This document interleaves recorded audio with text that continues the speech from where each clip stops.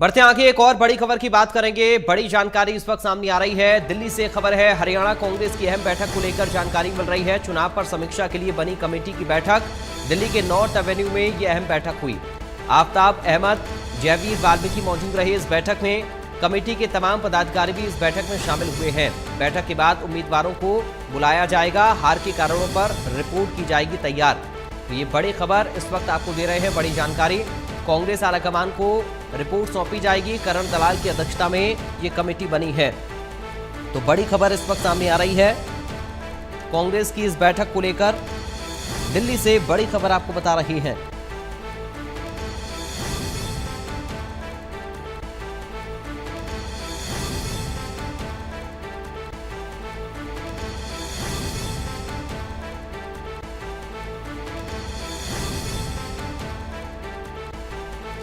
तो बैठक के बाद उम्मीदवारों को बुलाया जाएगा, ये बड़ी जानकारी इस वक्त मिल रही है।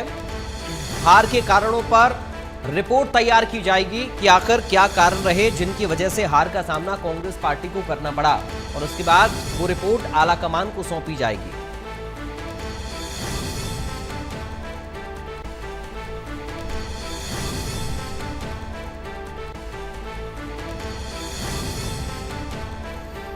इस वक्त की बड़ी खबर आपको बता रहे हैं। बैठक के बाद उम्मीदवारों को बुलाया जाएगा। जब ये बैठक होगी, इस बैठक दरअसल ये बैठक हार के कारणों की समीक्षा के लिए रखी गई। कांग्रेस आलाकमान को रिपोर्ट दी जाएगी।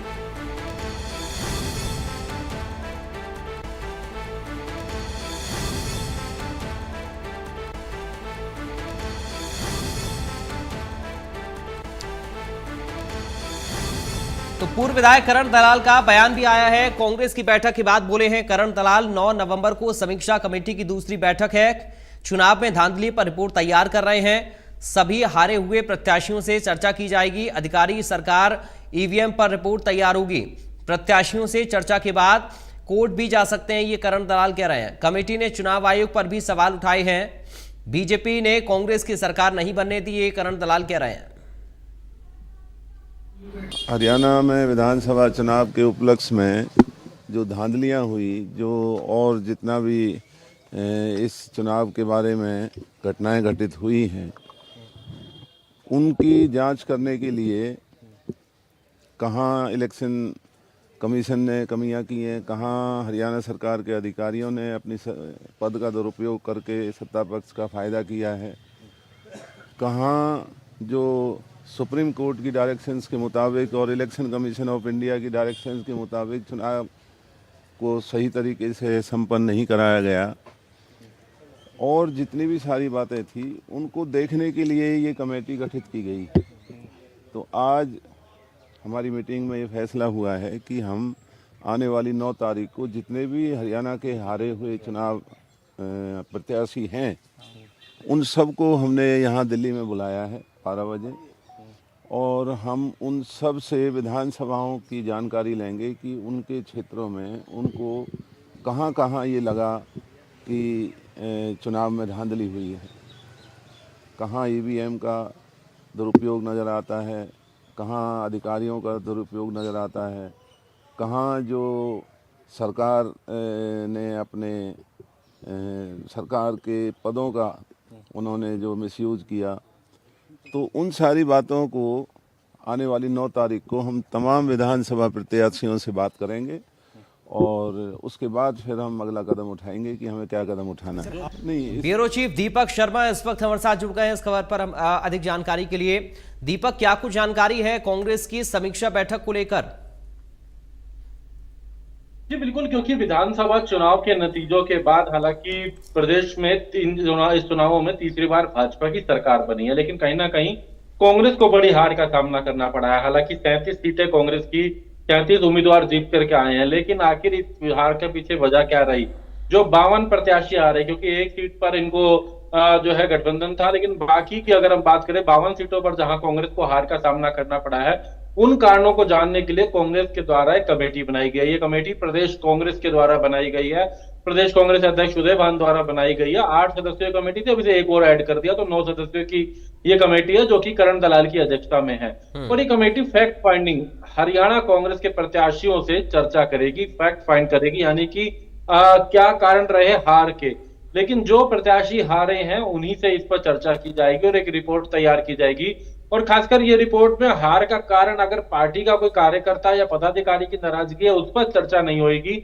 इसमें सरकारी मशीनरी पर आरोप लगाए जा रहे हैं, इस पर अधिकारियों पर आरोप लगाए जा रहे हैं, इसमें सरकार पे आरोप लगाए जा रहे हैं, इसमें ईवीएम पे आरोप लगाए जा रहे हैं कांग्रेस के द्वारा, जो कि कांग्रेस चुनाव आयोग के पास भी गई थी, लेकिन चुनाव आयोग ने तमाम तथ्य सामने रखे हैं इनकी याचिका को मद्देनजर रखते हुए। तो अब उसके बाद अब ये तमाम प्रत्याशियों से चर्चा करेंगे, उसके आधार पर एक रिपोर्ट तैयार करेंगे और कोर्ट जाने की तैयारी में कांग्रेस है। यानी कांग्रेस अब कोर्ट में जाएगी इस पूरे मामले को लेकर के। लेकिन ऐसे में उससे पहले अधिकारियों की क्या भूमिका थी उस चुनाव के दौरान उस विधानसभा क्षेत्रों में, उसको लेकर के एक कमेटी बनाई गई, जिस कमेटी की आज पहली बैठक थी।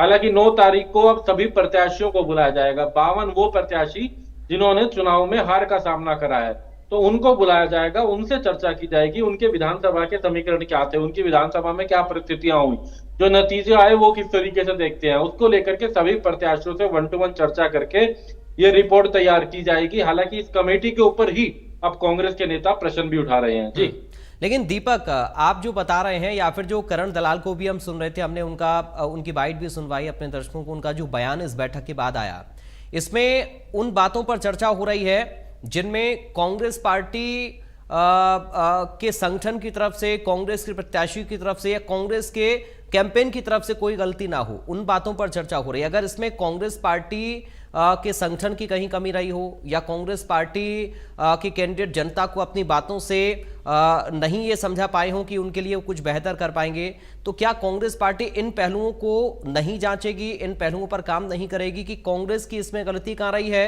या कांग्रेस की कमजोरी कहाँ रही है? किन सीटों पर अगर कांग्रेस की कमजोरी है तो उसको हम दूर कर सकते हैं, वहां पर मजबूती ला सकते हैं?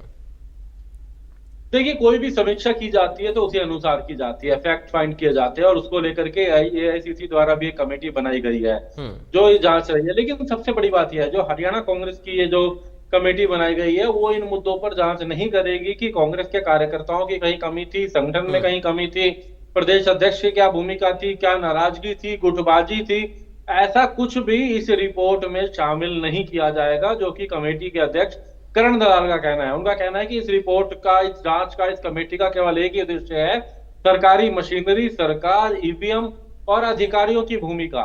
उनका कहना है कि इसको लेकर के ये कमेटी बनाई गई है और ये कमेटी तमाम प्रत्याशियों से, हारने वालों से ही चर्चा कर रही है कि आखिर उनके वहां क्या भूमिका रही है, इसकी सरकारी अधिकारियों की, सरकार की, प्रशासन की क्या भूमिका रही है, उसके ऊपर ये जांच कमेटी बनाई गई है। उनका कहना है कि बाकायदा उसको लेकर फैक्ट तैयार किए जाएंगे, तथ्य तैयार किए जाएंगे, ऐसे तथ्य जो कि लीगल राय भी ली जाएगी उस पर। लीगल एक्सपर्ट इस कमेटी में भी शामिल किए गए हैं, लेकिन इस जो रिपोर्ट तैयार की जाएगी उस पर भी लीगल एक्सपर्ट से राय ली जाएगी कि जो तथ्य प्रत्याशियों से सामने आए हैं क्या वो इतने मजबूत हैं कि ये कोर्ट जा सके और कोर्ट जाए तो इनकी सुनवाई हो।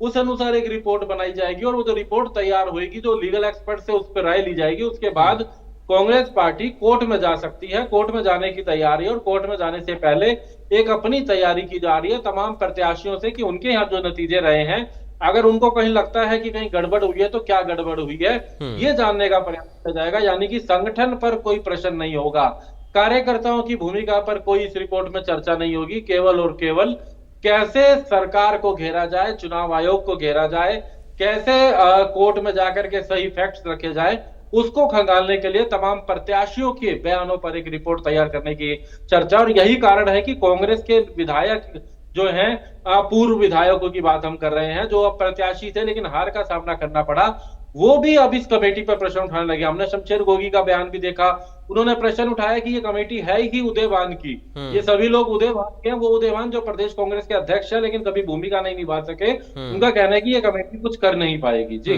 तो क्या दीपक ये समझा जाए कि कोर्ट में जाएं या कहीं आगे का प्रोसीजर फॉलो करें? कांग्रेस पार्टी के नेता जो कमेटी में शामिल हैं फैसला पहले ही कर चुके हैं। देखिए, फैसला तो ये पहले कर चुके हैं कि कोर्ट में जाना है, प्रशासन पर प्रश्न उठाना है, ईवीएम को लेकर के बात रखनी है, लेकिन इनके पास तथ्य क्या निकलते हैं? इनका कहना है कि कुछ उम्मीदवारों ने इनको बताया है, तो ऐसे में फैक्ट्स को लेकर के, तो ऐसे में जिन उम्मीदवारों ने बताया है उनके साथ साथ सभी प्रत्याशी जो हैं तभी जो हार का जिनको सामना करना पड़ा है, जीतने वालों को यहाँ नहीं बुलाया जाएगा 9 तारीख को, केवल हारने वाले 52 प्रत्याशियों को बुलाया गया। और हारने वाले 52 प्रत्याशियों में इस कमेटी के सदस्य भी हैं। करण दलाल भी चुनाव हारे हैं, विजय प्रताप भी चुनाव हारे हैं, नीरज शर्मा भी चुनाव हारे हैं। ठीक है। ये सभी वो सभी लोग एक फैक्ट तैयार करेंगे जिसके अनुसार ये कोर्ट पे जाने की तैयारी करेंगे। बहुत शुक्रिया आपका दीपक शर्मा, जानकारी और इस पूरी बातचीत के लिए। ब्यूरो चीफ दीपक शर्मा को आप सुन रहे थे, उन्होंने बताया कि ये जो कमेटी है ये उन तथ्यों पर बातचीत कर रही या फिर आगे की रिपोर्ट तैयार कर रही